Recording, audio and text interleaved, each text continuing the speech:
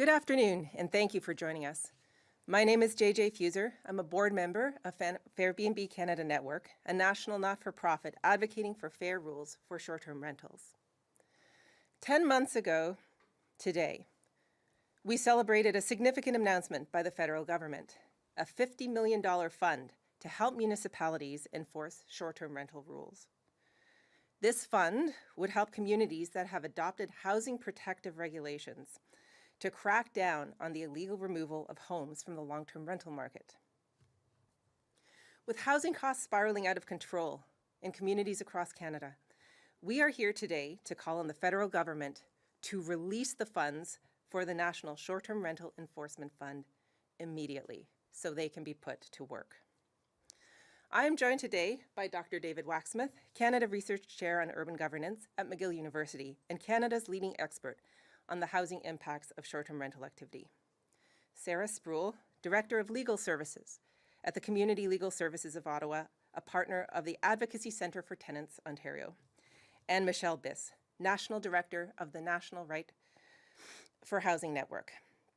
We will hear first from Dr. Wachsmuth, who is the principal investigator for a multi-year research project funded by the Social Sciences and Humanities Research Council to evaluate the impacts of short-term rental rules on Canadian housing markets. Dr. Wachsmuth. For the last several years, my team and I have been conducting a study on the impacts of short-term rentals on residential rents in Canadian cities. We've set out to answer two questions. First of all, how do short-term rentals affect rents? And second of all, what impact, if any, do short-term rental regulations have on rents in Canadian communities? We looked at every single city in Canada from 2016 to 2023, and we employed cutting-edge econometric methods which allow us to distinguish between correlation and causation to figure out what's actually causing rents to go up in Canadian communities and what happens when those communities impose short-term rental regulations. The research is being peer-reviewed, and I'm here to share the two key findings from the work. First of all, we found unambiguously that short-term rental activity causes residential rents to increase, and it does so in two ways. First of all, as commercial short-term rental operators take housing off the long-term rental market, they restrict the supply of housing for long-term residents, and less supply means rents go up. Secondly, when short-term rental prices are high, it makes landlords more willing to demand high rent increases from existing tenants because they know they can fall back on short-term rentals if the tenant decides to leave. As a result of these two factors, what we found is that in 2022, for example, more than 4% of all the increases in rents in Canadian cities can be explained by surging short-term rental activity following the COVID pandemic.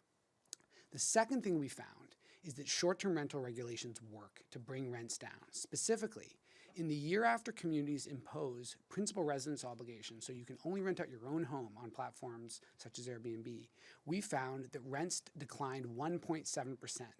And those decreases were cumulative. Every year, communities with these regulations in place saw rents grow more slowly than they would have if the regulations hadn't been there. What we can conclude is that short-term rental regulation enforcement is a viable way to address housing affordability challenges in Canadian cities. Some cities, like Toronto and Ottawa, have a lot of capacity to enforce their rules, but most cities don't, and all the help that they can get will lead to lower rents for struggling tenant households in Canada. So I'm happy today to lend my voice to those calling on the federal government to live up to its obligation and its commitment to funding the Short-Term Rental Enforcement Fund. Thank you very much. Thank you, Dr. Wachsmuth. I would like to invite Sarah Sproule, Director of Legal Services at Community Legal Services of Ottawa, to speak next.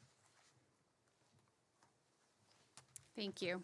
My name is Sarah Sproule, and I am here on behalf of my organization, Community Legal Services of Ottawa. We are a nonprofit legal clinic that advises and advocates for low-income people in Ottawa in the areas of immigration, public benefits, and rental housing law. Every day, we meet tenants who are desperately trying to keep a roof over their heads in the midst of a severe housing crisis. And in our work, we see firsthand the impact that short-term rentals have on housing options and housing security. A few years ago, when Airbnb first took hold in Ottawa, we saw a rise in tenants who were facing or experiencing eviction because their landlords were converting their apartment buildings into short-term rental accommodations. These were good tenants who paid their rent on time, took care of their apartments, and got along with their neighbors. But the rents they paid for their homes could not compete with the nightly rates paid for by short-term rentals. Their large-scale landlords were able to use parts of the law in order to evict long-standing tenants and eventually turn whole blocks of apartments into Airbnbs and become commercial hosts. One particularly sad case we worked on was for a tenant who had lived in her home for 33 years, and she was battling stage 3 breast cancer. And her landlord had converted 4 of the 7 units in her building into Airbnb rentals, and they applied to evict her so they could do the same to hers. We spent months fighting the eviction to keep her housed. Dr. Wachsmuth's report suggests why these practices persist. Finding revenues from short-term rentals in Ontario were 5 times higher than revenue from long-term tenancies. Ottawa finally passed short-term rental rules prohibiting commercial short-term rentals in 2021, and these rules took effect in April 2022. Since that time, we have seen short-term rental-related eviction threats decrease, but not disappear.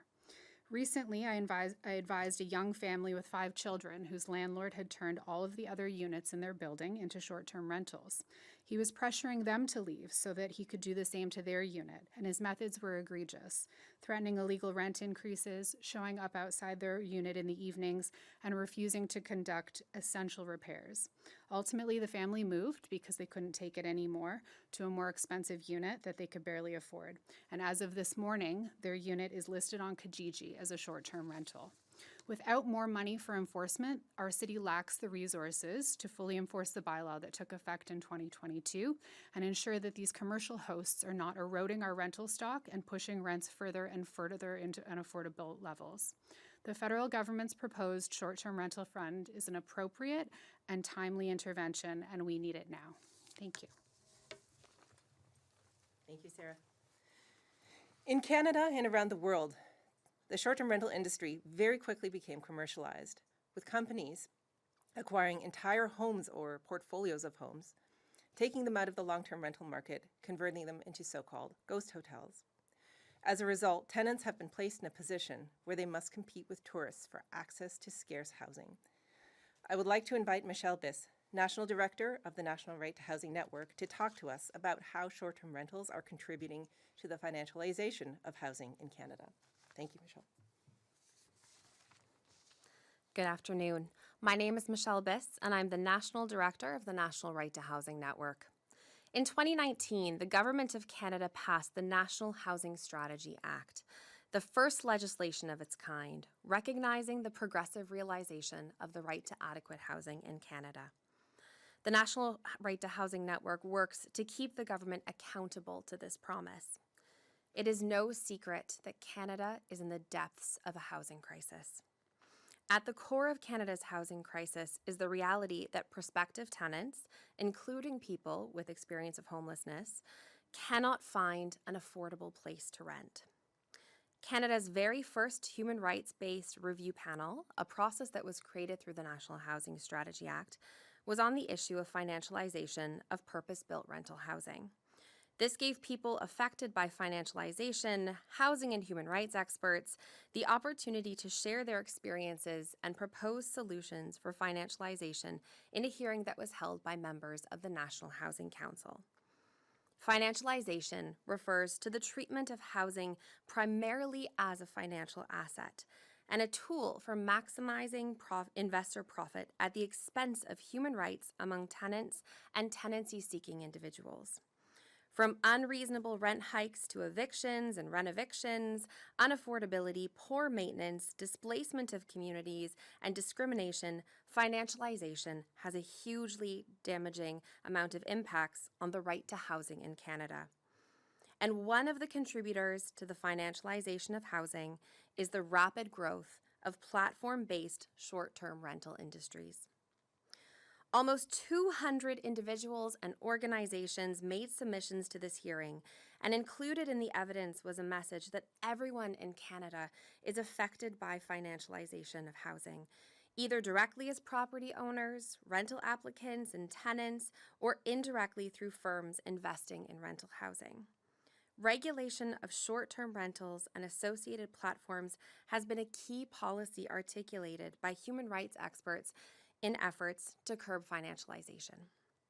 Just last week, the Government of Canada introduced a Renters' Bill of Rights, pivoting towards a new focus on tenants to balance generational fairness, particularly for millennials and Gen Z. As you've heard from my colleagues, releasing the federal short-term rental fund is one more step forward to make housing more affordable for everyone in this country. Our priority must be to treat housing like the human right that it is, rather than as a tool for investor profit, so that we can ensure people all across Canada have access to safe, affordable, and secure housing. The federal government recognized housing as a human right in 2019, and now it is time for action to make that real for tenants. Thank you, Michèle. All tenants pay an Airbnb tax when our governments don't regulate the short-term rental industry. Conversely, all tenants stand to benefit when we have effective enforced regulations, limiting home sharing to a host's principal residence. These savings are both meaningful and cumulative. That's why housing advocates welcomed the federal government's announcement of a short-term rental enforcement fund for municipalities last fall. But we need the funds released to municipalities so they can put housing protective regulations to work. The best time for these funds to be released was fall 2023, when they were announced. The second best time is tomorrow. Thank you very much, and we will take any questions. We will now take questions on Zoom. Nous allons maintenant prendre des questions sur Zoom. If you have a question, please use the raise hand function. As usual, one question, one follow-up.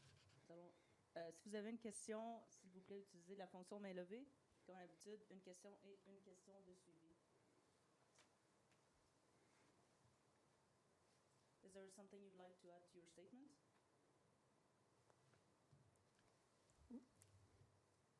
Thank you. This concludes the press conference. Merci. Thank you.